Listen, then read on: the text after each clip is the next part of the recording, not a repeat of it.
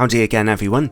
About 4 weeks ago now, I was very pleasantly surprised to receive an unexpected package from Samyang's factory in Masan, a Korean town in which I lived for a while, incidentally. After some intensive testing, it's my pleasure to show you just what it is, their new Samyang AF 85mm f1.4 RF. That's right, a lovely new autofocus portrait lens for Canon's EOS R cameras. It costs £600 in the UK or about $700 US. Potentially, that's pretty good value. I'm not going to hide the fact that testing this lens out has been really exciting for me, but I can reassure you that the video you're about to watch is, as usual, an independent review. If it turns out to have weaknesses or simply be no good at all, I'm just going to tell you about it. My late father was a technology journalist, and I remember him drilling into my head, be gloriously independent. So that's what I try and do. Anyway, that's enough family history. Why is this metallic beast so exciting to me? Well, aside from the fact of how cool the lens simply looks on that camera, it just gives me a warm, fuzzy feeling to see a third-party autofocus natively fitting portrait lens on my Canon EOS R. At the moment, Canon's 85mm L lens equivalent costs £2,500 and slightly more in US dollars, so I reckon Canon should be thankful actually that third-party manufacturers are putting out much less expensive alternatives like this, because it opens up their EOS R camera system to mortal human beings like us, so they might begin to sell a few more of the cameras. And also, I just love shooting on my Canon EOS R, especially with its sweet autofocus system. I normally cover this aspect a little further on in my videos, but I'm happy to tell you now that this lens's autofocus system is fairly quick, very quiet, and nice and accurate, as you can see here. Occasionally it slows down just a little, and it'll slow down a bit when shooting video, but really, accuracy is far more important than speed with a lens like this.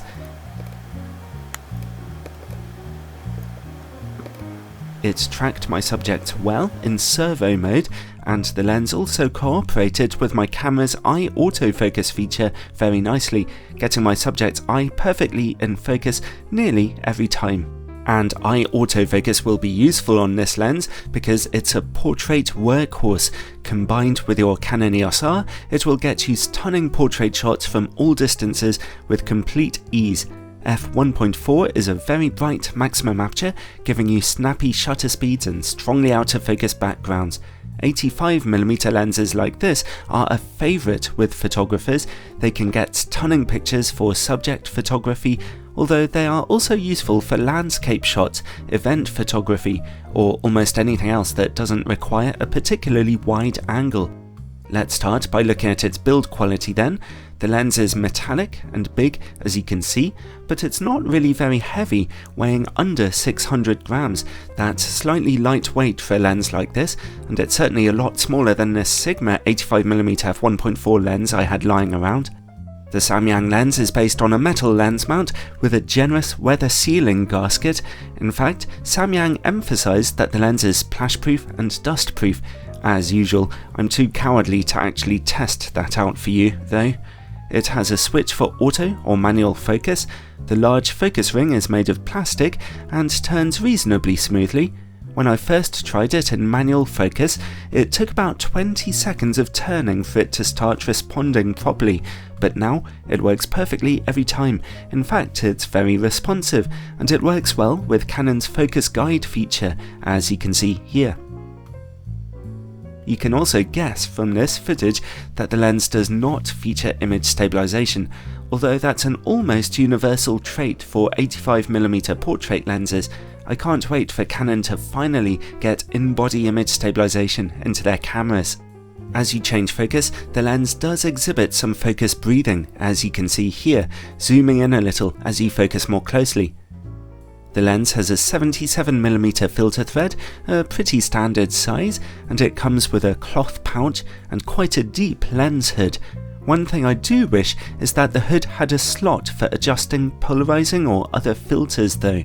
But anyway, the build quality is great, and the most pleasing thing is that the lens's autofocus functions so well.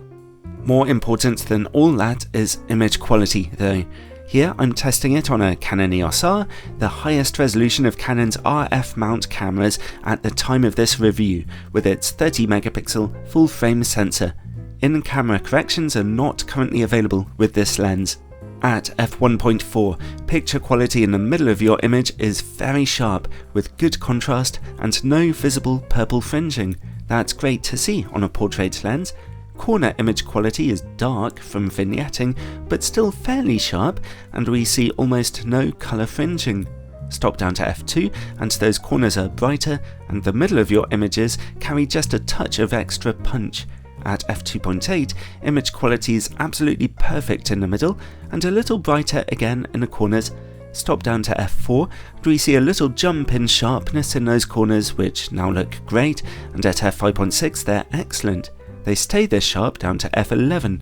f16 is just the tiniest bit softer due to the effects of diffraction. Overall though, this is a really sharp lens with impressively low chromatic aberration.